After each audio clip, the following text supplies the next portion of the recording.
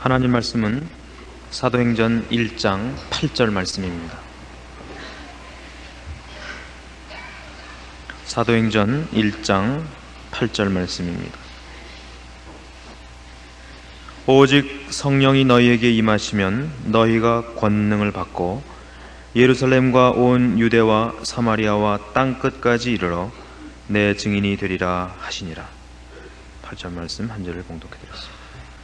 사도행전 1장 8절에 있는 땅끝까지 이르러 내 증인이 되라 하는 명령을 몇 시간에 걸쳐서 살펴보고 있는 중입니다. 다시 마태복음 28장 19절로 가서 이 말씀을 좀 더 세분해서 생각하기로 합니다.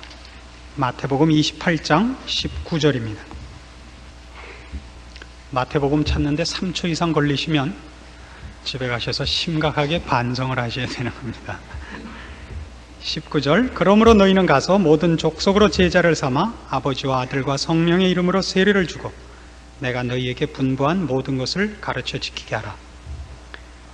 땅끝까지로 증인이 되라는 말씀 속에 제자를 삼으라는 구체적인 명령이 있고, 제자를 삼아서 무엇을 해야 되느냐 하는 더 세부 사항으로 들어가서 세례를 줄 것과 가르칠 것, 이렇게 두 가지 구체적인 요구사항이 나옵니다. 우리는 그 모든 문제를 앞에서 살펴보았습니다.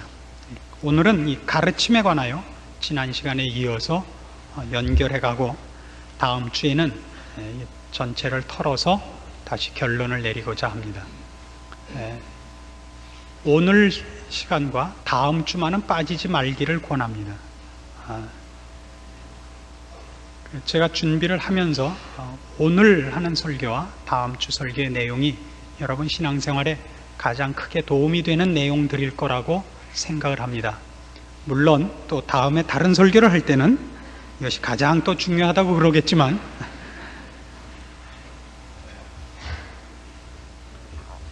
지난 시간엔 가르침이라는 이 요구가 우리가 갖고 있는 내용의 그 절대성, 우리만이 갖고 있는 내용이라는 문제에서 우리가 가진 권위, 우리가 가진 책임, 이런 측면에서 이 말씀을 살폈습니다. 오늘 살피려고 하는 건 조금 더 다른 측면입니다. 왜 주님께서는 가르치라는 말씀을 그 요구로 내거셨느냐 하는 겁니다. 가르친다는 것이 도대체 무엇을 뜻하는 것일까 하는 겁니다. 계몽주의 이후로 가르침에 관한 얘기는 역사상 아주 커다란 그 관심을 가지고 현대까지 그 강한 뭐랄까요, 요구로, 책임으로, 권리로 현대사를 장식하고 있는 것 같습니다. 근데 교육이라는 것은 무엇을 하는 것이냐 하는 부분에 대해서만은 아직까지도 그 초점이 확실치 않고 본질이 다 규명되고 있지는 않습니다. 그러나 여기까지는 이제 정의를 내리고 있습니다. 교육은 크게 나눠서 두 가지를 시키는 것입니다. 하나는 그 용량을 극대화하는 것이고, 하나는 판단력을 주는 것입니다. 이 두 개가 교육에서 가장 중요한 두 내용입니다. 용량을 극대화한다는 것은 이런 뜻입니다. 말하자면 체육이라는 시점에서 볼 때 그가 가지고 있는 팔다리를 얼마나 최대한으로 활용하는가 하는 것입니다. 심폐기능을 얼마나 강화해서 달리기를 빨리 하게 한다든가 높이 뛰기를 한다든가 어떤 운동을 더욱 강하고 지속적으로 할 수 있게 그의 몸을 단련시키는 것, 이런 것이 바로 용량을 극대화한다는 것입니다. 그런 것 때문에 일반 교육에서 보면 실제로 아무 쓸모없어 보이는 것 같은 과목이 등장을 합니다. 여러분 대학까지 공부하신 중에 제일 쓸모없는데 제일 골치 아프게 많이 시킨 과목이 무엇이라고 생각하십니까? 수학이죠. 수학만큼 쓸모없으면서 수학만큼 지겹도록 오래 시킨 과목은 없습니다. 저도 대학을 다닐 때 공대를 다녔기 때문에 공업수학이라는 것이 있습니다. 결국 시력으로 졸업을 하고야 말았습니다. 실력으로 못하고 시력으로. 눈은 작지만 성능이 몹시 좋은 관계로 앞에 옆에 사람께 보여요. 그러니까 뭐 대단한 시력을 가지고, 누가 실력이 아니고 왜 시력이냐 그러면 빠르게 발음을 하면 니을 탈락이 된다 그러죠.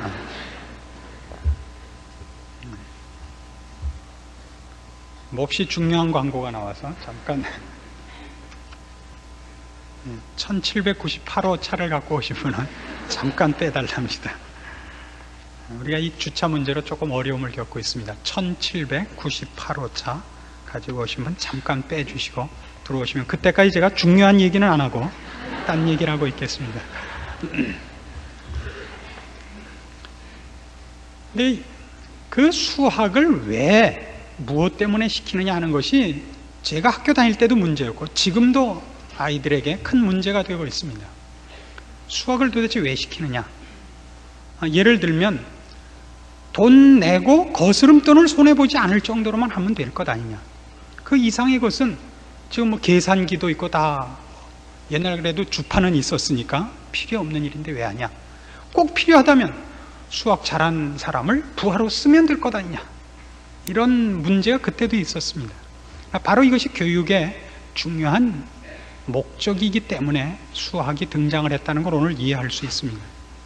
수학이라는 것은 우리 대뇌의 지능 발전에 있어서 가장 중요한 그 방법이기 때문에 우리가 가진 지능과 대뇌를 확장시키고 사고력을 구체화하며 조직시키며 수리력을 기르는 데 있어서 가장 좋은 과목이기 때문에 그 과목을 등장시킨 것이지, 2차 함수를 배우고 고차 함수를 배워서 삼각함수, 수열, 미분, 적분으로 가서 그걸로 뭘 하자는 것은 아닙니다. 전부 수학 교수를 만들겠다는 것이 아니라 그 깊은 것까지 골머리를 싸매고 공부를 하게 함으로써, 그렇지 않으면 사장되어 버릴 어떤 대뇌 활동의 수리적인 분야를 확충하는 데서 가장 좋은 과목이기 때문에 수학을 그토록 시킵니다.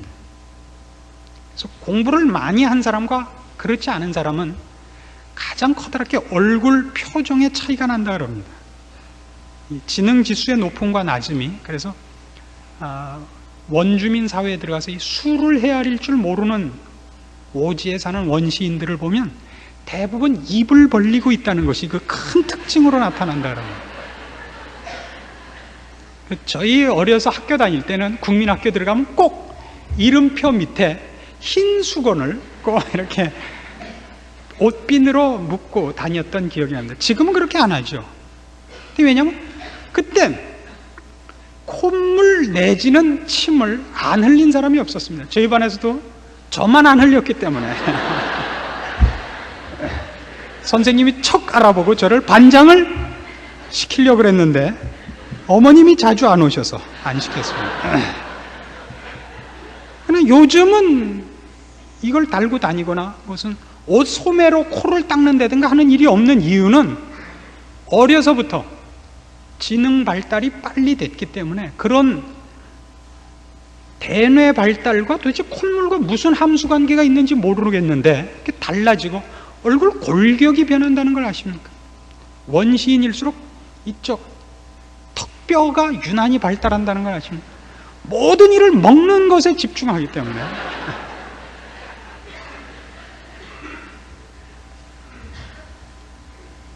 그래서 수학이라는 것이 사람이 그가 갖고 없는 것을 만들어내는 것이 아니라 갖고 있는 것을 극대화하는 좋은 과목이라는 것을 알아야 하고, 그런 의미에서 학교 공부라는 것은 그 과목 자체가 궁극적인 목표가 아니라 그것으로 인하여 우리가 모르는 다른 부분에 그 사람이 가진 모든 것을 확충하고 극대화하는 효과가 있다는 걸 알아야 됩니다.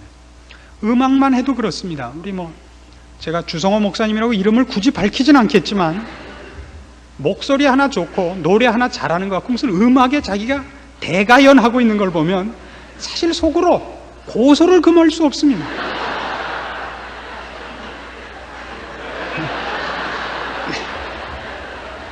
지난 금요일 연합구역 보는데도요, 노래 좀 하는 것 같고 얼마나 꼴 보기 싫게 놀았는지.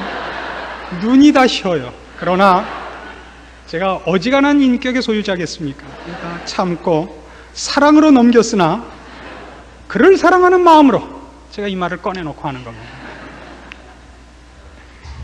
우리가 음악 시간을 가지고 미술 시간을 가지는 것도 인간이 다만 지능과 기계적인 기능인이 아니라 감성을 가진 사람이기 때문에 감정상의 문제에 있어서도 그가 가진 모든 역량을 극대화할 필요가 있어서 음악이니 미술이니 하는 것이 필요한 겁니다. 그거를 그냥 차이콥스키 몇 번, 베토벤 몇 번 해갖고 그것마저도 암기력으로 밖에는 동원하지 못한다는 건 커다란 불행인 것입니다.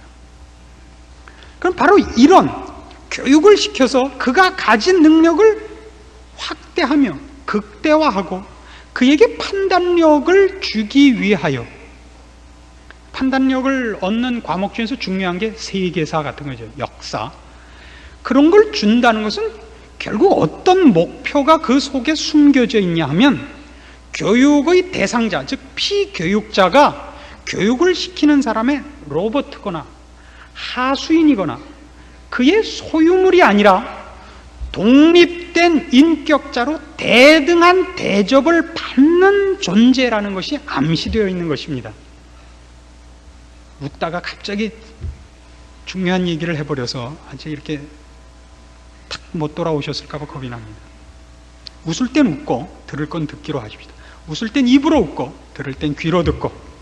다시요, 교육이라는 것의 중요한 목표가 그가 가진 것을 확대하며 그가 가진 것을 극대화하여 또 그것을 쓰는, 무엇을 위하여 언제 어떻게 이것을 쓸 것인가를 그에게 맡기도록 판단력까지도 그에게 주기 위해서 시키는 거라는 이 말씀 속에는 피교육자가 교육자의 하수인이거나 소유물이거나 교육자가 필요로 하는 어떤 일에 써먹기 위한 기구로 쓰임받는 존재가 아닌 대등하고 독립된 가치를 인정받는 존재라는 것을 암시하고 있는 것이다 말입니다.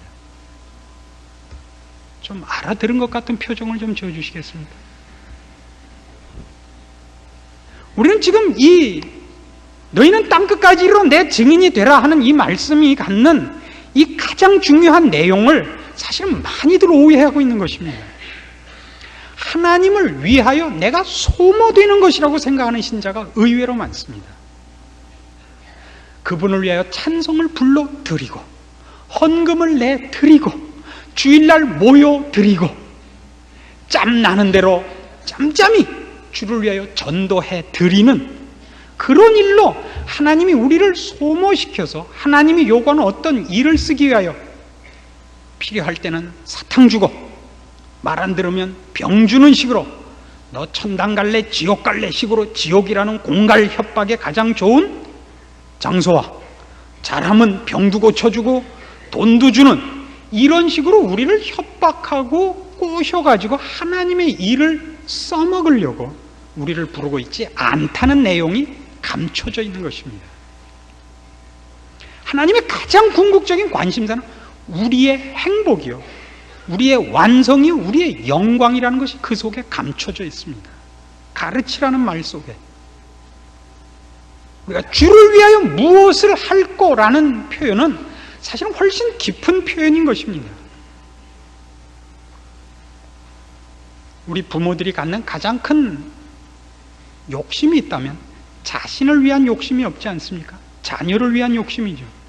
제 아내는 가끔 제가 옆에 있는 줄 모르고 탄식조로 속에 있는 깊은 얘기를 해가지고 저를 쓸쓸하게 만드는 독백이 하나 있습니다. 아휴, 우리 애가 공부만 잘한다면 난 우리 남편이 아파도 좋고 내가 아파도 좋은데, 아니 자기가 아픈 거야 뭐 자기 마음이지만 남편이 아파도 좋다는 발상은 어디서 나오는 건지 모르겠어요. 근데 거기에 갖다 붙이는 게 뭐예요? 얘만 공부를 잘한다면. 우리의 모든 소원은 거기에 있지 않습니까? 우리 애만 잘 된다면 우리가 고생을 혹은 어떤 불이익을 감수할 마음이 있지 않습니까? 그것이 부모의 마음입니다. 잘 키워서 나중에 나 늙은 다음에 나 잘 모셔라, 이런 마음으로 자녀를 키우는 부모는 없습니다. 하나님의 마음이 그와 같다고 성경은 얘기를 합니다. 그래서 성경이 도대체 자녀들에게, 그의 신자들에게 요구하는 것이 어떤 목적을 갖고 있으며 실제로 어떤 내용을 그 핵심으로 삼고 있는가를 이 차원에서 다시 한번 돌아볼 필요가 있습니다. 마태복음 5장으로 갑니다. 마태복음 5장 43절입니다. 또 네 이웃을 사랑하고 네 원수를 미워하라 하였다는 것을 너희가 들었으나 나는 너희에게 이르노니 너희 원수를 사랑하며 너희를 핍박하는 자를 위하여 기도하라. 이같이 한즉 하늘에 계신 너희 아버지의 아들이 되리니 이는 하나님이 그 해를 악인과 선인에게 비추게 하시며 비를 의로운 자와 불의한 자에게 내리우심이니라. 너희가 너희를 사랑하는 자를 사랑하면 무슨 상이 있으리요? 세리도 이같이 아니하느냐? 또 너희가 너희 형제에게만 무난하면 남보다 더하는 것이 무엇이냐? 이방인들도 이같이 아니하느냐? 그러므로 하늘에 계신 너희 아버지의 온전하심과 같이 너희도 온전하라. 하나님께서 우리에게 요구하시는 건 결국 이겁니다. 하나님이 온전하신 것 같이 우리도 온전해지는 것. 하나님의 자녀라는 이름에 걸맞는 자가 되는 것이 하나님의 최고의 목표입니다. 하나님은 하나님 자신의 영광과 하나님의 나라를 유지하시고 확장하시는 일에 우리의 도움이 필요한 분이 아닙니다. 하나님이 가장 애타하시고 가장 큰 관심을 갖고 계시고 지금도 가장 큰 능력으로 간섭하시는 것은 우리가 하나님의 자녀다워지는 것입니다. 여러분, 이 말씀을 꼭 기억해야 됩니다. 이웃을 사랑하고 원수를 사랑하고 핍박하는 자를 위해서 기도해라 해놓고서 45절 이같이 한즉 하늘에 계신 너희 아버지의 아들이 되리라 그럽니다. 원래 하나님의 아들이 되는 것, 하나님의 자녀가 되는 것은 무엇으로 됩니까? 믿음으로 됩니다. 믿음 위에 무슨 방법도 없습니다. 믿음으로만 우리는 하나님의 자녀라는 이 신분을 얻습니다. 그러나 본문에서는 뭐라고 얘기를 하느냐 하면 원수를 사랑하라. 너희를 핍박하는 자를 위하여 기도해라. 그같이 한즉 하늘에 계신 아버지의 아들이 되리라고 얘기를 합니다. 그럼 이게 구원의 조건이라 말입니까? 아니죠. 이게 구원의 조건일 리는 없습니다. 구원의 조건은 예수를 믿는 것 외에 아무것도 더 이상 없습니다. 그러나 성경은 바로 그것이 시작이요, 궁극적인 목표가 우리를 죄악 가운데서 십자가로 불러내신 이유가 바로 하나님의 아들을 만들어내기 위한 일이기 때문에, 하나님의 아들로 나타나는 일이 궁극적인 목표이기 때문에 표현을 이쪽으로 하는 것들이 성경에 가득 차 있는 것을 만나게 됩니다. 그러므로 하늘에 계신 너희 아버지의 온전하심과 같이 너희도 온전하라. 바로 그 일을 위하여 하나님은 우리에게 이 인생을 살게 하시는 겁니다. 이 인생을 살면서 만나는 모든 일이야말로 우리가 학교 때 배운 것 같이 국어고, 영어, 수학, 물리, 화학, 역사인 것입니다. 그것 자체가 무엇이 아니라 그것을 통하여 말하자면 이것을 빚어내시는 겁니다. 베드로전서 1장으로 가보십시다. 신약성경 377페이지입니다. 377페이지 베드로전서 1장 13절입니다. 그러므로 너희 마음의 허리를 동이고 근신하여 예수 그리스도에 나타나실 때에 너희에게 가져올 은혜를 온전히 바랄지어다. 너희가 순종하는 자식처럼 이전 알지 못할 때에 쫓던 너희 사욕을 본삼지 말고 오직 너희를 부르신 거룩한 자처럼 너희도 모든 행실에 거룩한 자가 되라. 기록하였을 때 내가 거룩하니 너희도 거룩할지어다 하셨느니라. 외모로 보시지 않고 각 사람의 행위대로 판단하시는 자를 너희가 아버지라 부른즉 너희의 나그네로 있을 때를 두려움으로 지내라. 하나님이 거룩하시기 때문에 우리에게도 거룩함을 요구합니다. 그러니까 하나님이 우리에게 거룩함을 요구한다는 건 굉장히 재미있는 표현이지 않습니까? 하나님이 거룩한 즉 우리도 거룩하라는 겁니다. 하나님의 자녀라는 신분 때문에 그렇습니다. 하나님을 위해 무엇을 해라라는 기능적인 차원이나 수단, 일의 차원에서 요구하지 않고 신분과 수준, 본질에 관한 것으로 요구를 하고 있다는 걸 꼭 기억을 하셔야 됩니다. 그러면서 뭐라 그러시냐면 외모로 보시지 않고 각 사람의 행위대로 판단하신답니다. 여기서 행위란 무슨 일을 했다는 업적을 의미하는 것이 아니고 그것이 그의 수준을 나타내는 외적인 표현이다 이겁니다. 외적인 표현이다. 그럴듯한 얼굴을 하고 있지만 그것만으로 안 된단 말이에요. 일을 해라, 실천을 의미하는 게 아니라 해봐서 나타난 것이 그라 말이죠. 남자들은 그런 의미에서 좀 여러 가지를 할 줄 알아야 됩니다. 예를 들면 마작도 좀 할 줄 아셔야 되고, 특별히 수영을 할 줄 아셔야 돼요.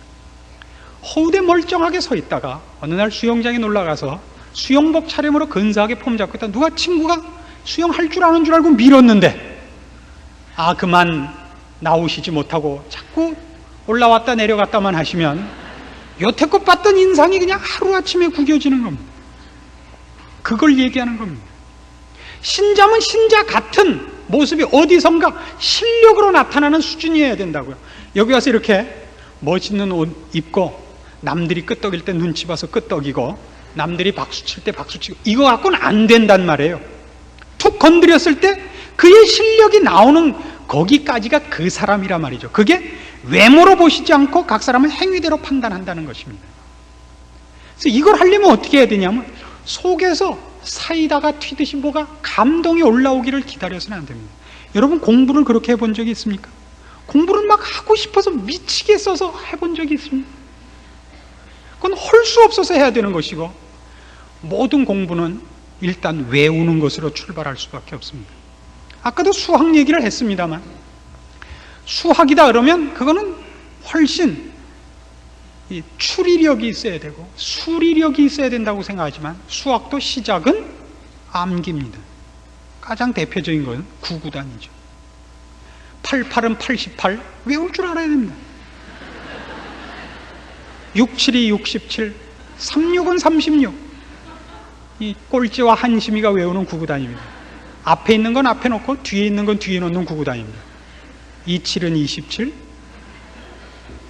69, 66. 이거 외워야 됩니다. 외워서 그 다음에 응용하는 겁니다.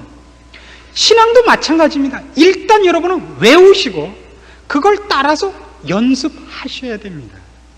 근데 대부분의 신자들은 그거는 이중인격이고 무슨 가식이고 외식은 밖에 나가서 뭘 사먹는 걸 외식이라 그럽니다. 그건 외식이 아닙니다. 공부는 다 그렇게 시작하는 겁니다.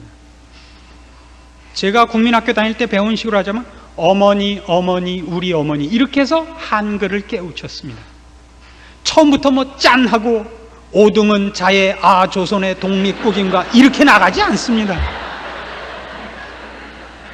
어느 날 산기도를 40일 하고 내려왔더니 미래가 훤히 보이고 안 그렇습니다. 절대 그렇지 않습니다.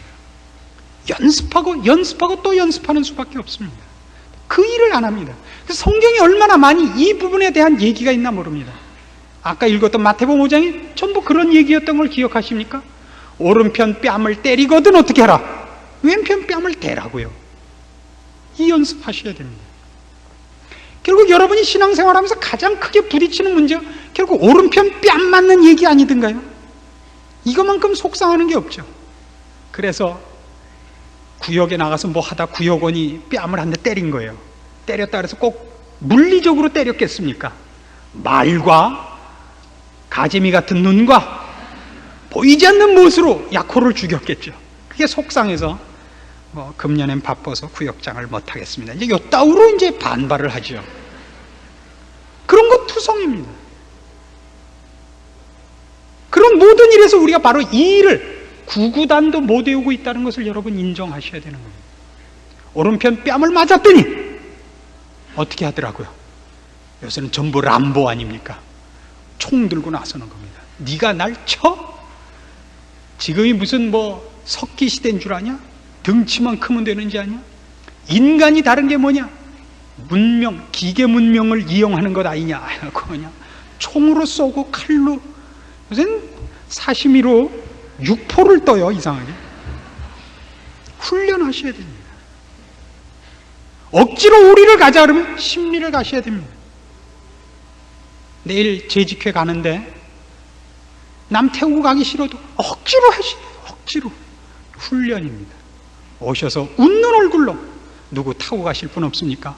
청량리 안 계셔? 외쳐야 되는 겁니다. 이거 안 하면 안 되는 거예요. 구구단 외우지 않고 2차 함수는 들어갈 수가 없는 겁니다. 그렇지 않습니까? 그 훈련부터 하셔야 됩니다. 욥기 7장에 가시면 이 문제 때문에 이미 욥이 한번 시련을 당한 모습이 나옵니다. 구약성경 768페이지입니다. 구약성경 768페이지 욥기 7장 17절입니다. 지금 욥이 굉장한 고난 속에 있습니다. 자식들은 다 하루아침에 죽었고 재산은 다 뺏겼고 자기 몸도 안 아픈 데가 없는 꼴이 되어가지고 무지무지한 고통 속에 있습니다.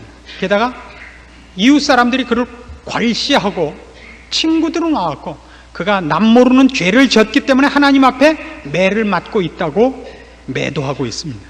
그래서 욥이 참다 못해서 이제 그 불평을 토로하고 있는 장면입니다. 17절. 사람이 무엇이관데 주께서 크게 여기사 그에게 마음을 두시고 아침마다 권징하시며 분초마다 시험하시나이까.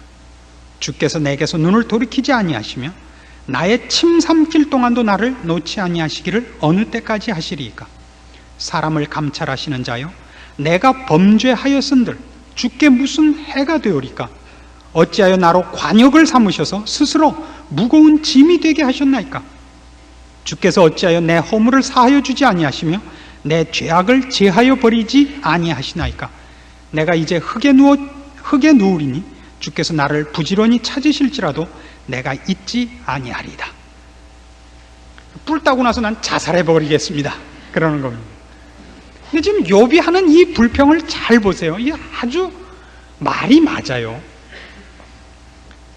나 같은 것 하나가 잘한다 한들 무슨 하나님께 도움이 되겠으며, 내가 하나 못한다 한들 하나님께 무슨 해가 될 것이 있길래 그렇게 제가 잘하면 잘한다고 와서 그러고 못하면 못한다고 그렇게 잔소리를 내놓고 간섭을 하시니 내버려 두십시오.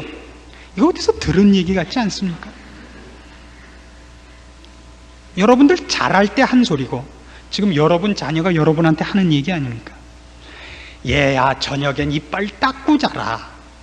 우리 딸내미는요 치약을 입에 깨물고 와요. 냄새 맡아봐, 닦았지?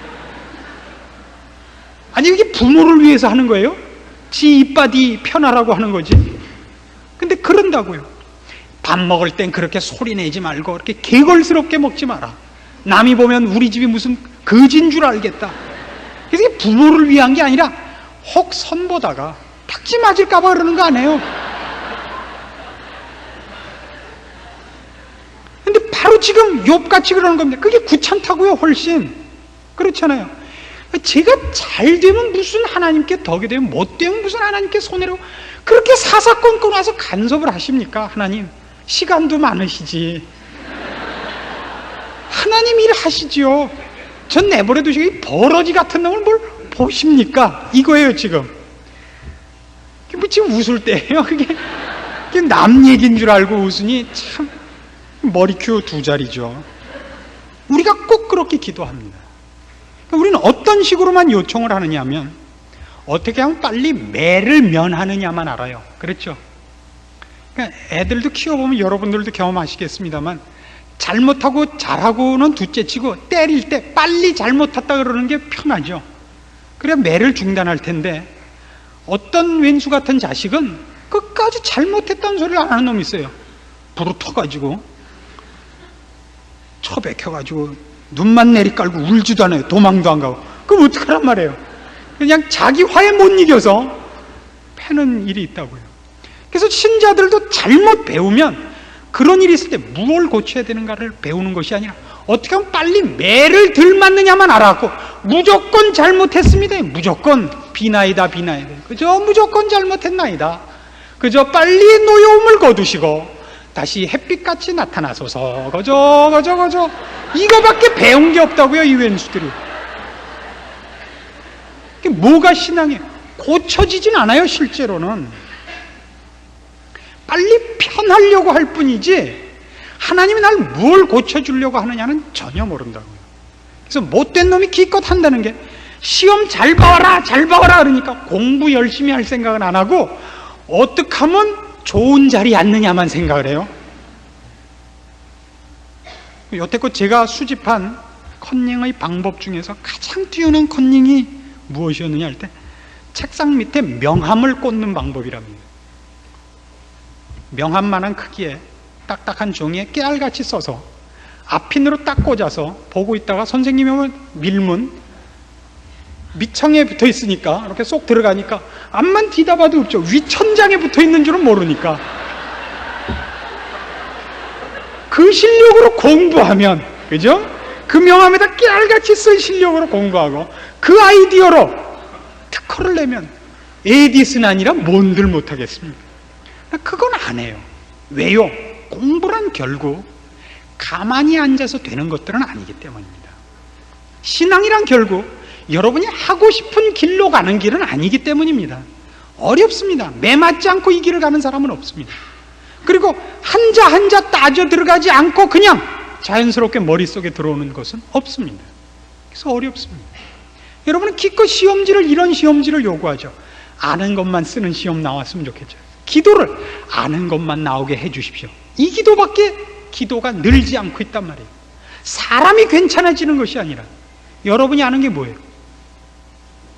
본적, 주소, 전화번호, 이름. 그거는 불행히도 시험지에 쓴다 할지라도 채점은 안 하는 것들입니다.